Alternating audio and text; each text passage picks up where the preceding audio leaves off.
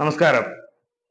P Anwar എന്ന് പറയുന്ന വ്യക്തി ഇപ്പോൾ പറഞ്ഞ് വർഗീയ ശക്തികളുടെ കയ്യിൽ അകപ്പെട്ടിരിക്കുകയാണ്. ആദ്യം ഏതാനും ദിവസങ്ങൾക്ക് മുമ്പ്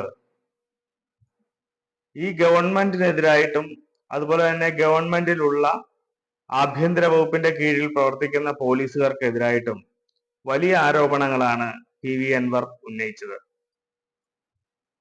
അതിനുശേഷം വ്യക്തിപരമായി മുഖ്യമന്ത്രിയെയും ആക്ഷേപിക്കുന്ന രീതിയിലേക്ക് കാര്യങ്ങൾ കൈവിട്ടുപോയി.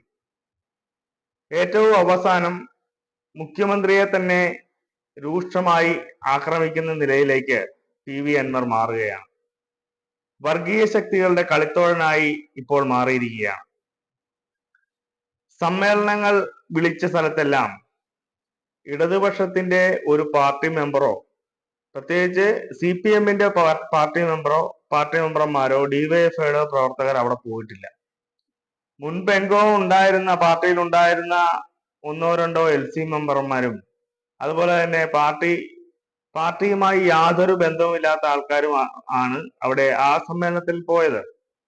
കൂടുതലും വന്നത് പ്രതിപക്ഷത്തിന്റെയും വർഗീയ ശക്തികളുടെയും ആൾക്കാരാണ് ആ സമ്മേളനങ്ങളിൽ എത്തിച്ചേർന്നത്. പിന്നീട് വാർത്താ സമ്മേളനങ്ങൾ മാത്രം നടത്തി കാര്യങ്ങൾ ഒതുക്കുകയായിരുന്നു പി അൻവർ. പിന്നീട് സമ്മേളനങ്ങളൊക്കെ നടത്തുമെന്ന് ഭയങ്കര വാചാലോടൊപ്പം അടച്ചെങ്കിലും അവസാനം സമ്മേളനങ്ങളൊക്കെ മാറ്റിവെച്ച് പത്രസമ്മേളനം മാത്രമായി ചുരുക്കുകയാണ് ഉണ്ടായത്.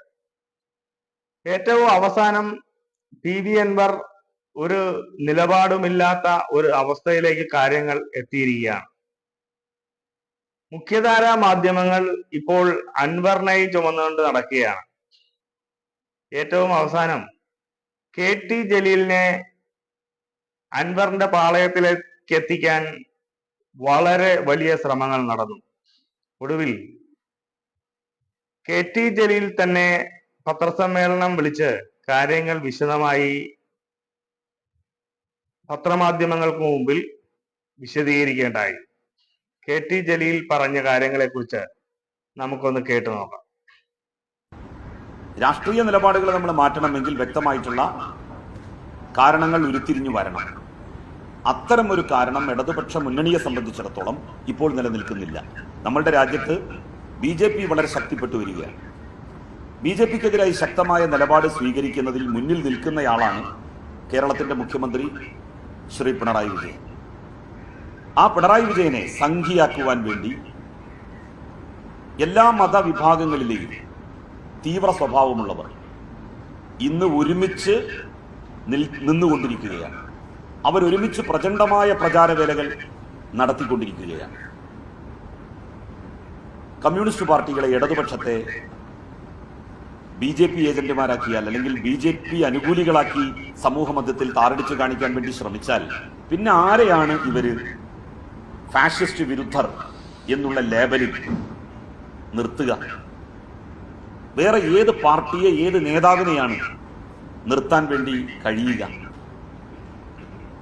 മൈനോറിറ്റി ഇഷ്യൂസ് ഉണ്ടായ ഘട്ടങ്ങളിലൊക്കെ തന്നെ ഇടതുപക്ഷ മുന്നണിയും CPIM-ഉം മുഖ്യമന്ത്രി പിണറായി വിജയനും എടുത്തിട്ടുള്ള നിലപാടും സമീപനവും എല്ലാവർക്കും അറിയാം. എന്നാൽ അതിനെയൊക്കെ വിസ്മരിച്ചുകൊണ്ട് കേരളത്തിൽ ഇന്ന് നിലനിൽക്കുന്ന ഫാഷിസ്റ്റ് വിരുദ്ധ മനോഭാവ രാഷ്ട്രീയത്തെ ദുർബലമാക്കാൻ വലിയ ഇടപെടലുകൾ നടക്കുന്നു എന്നുള്ളതിന്റെ ഉദാഹരണമായിട്ട്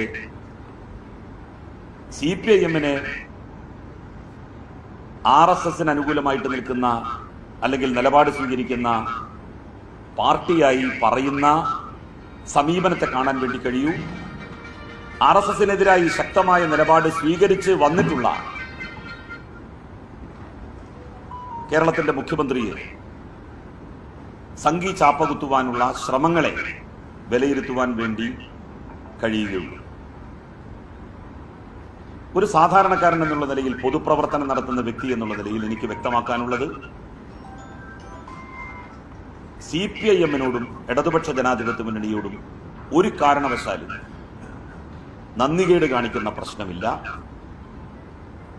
വെടിവെച്ച് കൊല്ലുകയാണ് എന്ന് പറഞ്ഞാൽ പോലും ഇടതുപക്ഷ മുന്നണി പ്രവർത്തകന്മാരെയോ ഇടതുപക്ഷ മുന്നണിയെയോ CPIM-നെയോ കേരളത്തിന്റെ മുഖ്യമന്ത്രിയെയോ തള്ളിപ്പറയാനും ഞാൻ തയ്യാറാവില്ല. അങ്ങനെ വന്നാൽ സംഭവിക്കാൻ പോകുന്നത് ഒരു ജനവിഭാഗം മുഴുവൻ എക്കാലത്തേക്കും സംശയത്തിന്റെ കരിനിഴലിൽ നിർത്തപ്പെടും എന്നുള്ളതാണ്. അത്തരമൊരു പാതകം സംഭവിക്കാൻ പാടില്ല. അത് വലിയ വർഗീയ ധ്രുവീകരണത്തിലേക്ക് നമ്മളുടെ സംസ്ഥാനത്തെ നയിക്കും. അതിനുള്ളൊരു കാരണം ഇപ്പോൾ ഇല്ല എന്നുള്ളത് അനിഷേധ്യമായിട്ടുള്ള ഒരു വസ്തുതയുമാണ്. ഇതാണ് ഇതുമായി ബന്ധപ്പെട്ട് എനിക്ക് പറയാനുള്ളത്. ഇനി അപ്പോ K2 ജലീൽ പറഞ്ഞത് വെടിവെച്ച് കൊന്നാൽ പോലും CPM-നെതിരായോ ഇടതുപക്ഷത്തിനെതിരായോ പ്രത്യേകിച്ച് പിണറായി വിജയനെതിരായോ എനിക്ക് പറയുവാൻ മറ്റൊന്നില്ല എന്നുള്ളതാണ്. ഇന്ത്യയിൽ തന്നെ വർഗീയ ശക്തികൾക്കെതിരായിട്ടും വർഗീയമായി ചേരിതിരിച്ച് ഭരണം നടത്തുന്ന BJP-ക്കെതിരായിട്ടും ശക്തമായ നിലപാടെടുക്കുന്ന ഒരു പ്രസ്ഥാനമാണ് ഇടതുപക്ഷം, പ്രത്യേകിച്ച് CPM.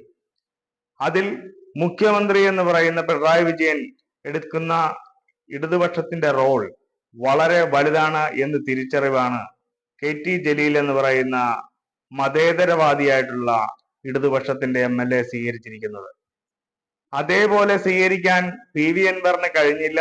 PV അൻവർ ജനങ്ങളുടെ ഇടയിൽ ഒരു മാർക്ക് ഇട്ടിട്ടുണ്ടായിരുന്നു. ആ മാർക്കിൽ വളരെ താഴ്ന്നുപോയ നിലയിലേക്കാണ് ഇപ്പോൾ കാര്യങ്ങൾ എത്തിച്ചേർന്നിരിക്കുന്നത്. അപ്പോൾ KT ജലീൽ എവിടെ നിൽക്കുന്നു എന്നുള്ളത് ജനമനസ്സുകളിൽ തന്നെയാണെന്നുള്ളത് കാര്യം വളരെ വ്യക്തമായി നമുക്ക് മനസ്സിലായി.